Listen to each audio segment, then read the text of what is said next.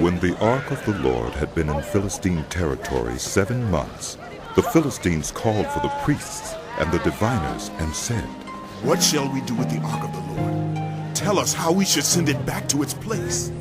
They answered, "If you return the ark of the God of Israel, do not send it back to him without a gift. By all means, send a guilt offering to him. Then you will be healed, and you will know why his hand has not been lifted from you." The Philistines asked. "What guilt offering should we send to him?"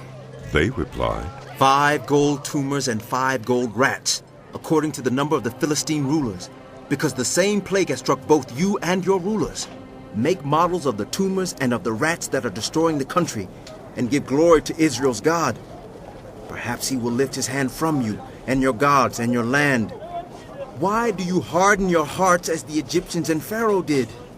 When Israel's God dealt harshly with them, did they not send the Israelites out so they could go on their way? Now then, get a new cart ready, with 2 cows that have calved that have never been yoked. Hitch the cows to the cart, but take their calves away and pin them up. Take the ark of the Lord and put it on the cart, and in the chest beside it put the gold objects you are sending back to him as a guilt offering. Send it on its way, but keep watching it. If it goes up to its own territory, toward Beth Shemesh, then the Lord has brought this great disaster on us. But if it does not, then we will know that it was not his hand that struck us, but that it happened to us by chance." So they did this.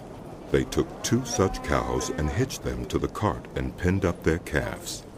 They placed the ark of the Lord on the cart, and along with it the chest containing the gold rats and the models of the tumors. Then the cows went straight up toward Beth Shemesh, keeping on the road and lowing all the way. They did not turn to the right or to the left.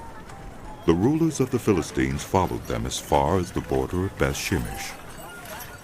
Now the people of Beth Shemesh were harvesting their wheat in the valley, and when they looked up and saw the ark, they rejoiced at the sight. The cart came to the field of Joshua of Beth Shemesh, and there it stopped beside a large rock. The people chopped up the wood of the cart and sacrificed the cows as a burnt offering to the Lord. The Levites took down the ark of the Lord, together with the chest containing the gold objects, and placed them on the large rock. On that day the people of Beth Shemesh offered burnt offerings and made sacrifices to the Lord. The 5 rulers of the Philistines saw all this, and then returned that same day to Ekron. These are the gold tumors the Philistines sent as a guilt offering to the Lord, 1 each for Ashdod, Gaza, Ashkelon, Gath, and Ekron. And the number of the gold rats was according to the number of Philistine towns belonging to the 5 rulers, the fortified towns with their country villages. The large rock on which the Levites set the ark of the Lord is a witness to this day in the field of Joshua of Beth Shemesh.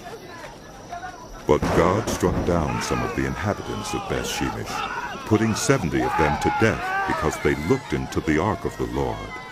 The people mourned because of the heavy blow the Lord had dealt them, and the people of Beth Shemesh asked, "Who can stand in the presence of the Lord, this holy God? To whom will the ark go up from here?" Then they sent messengers to the people of Kiriath-Jearim, saying, "The Philistines have returned the ark of the Lord. Come down and take it up to your..."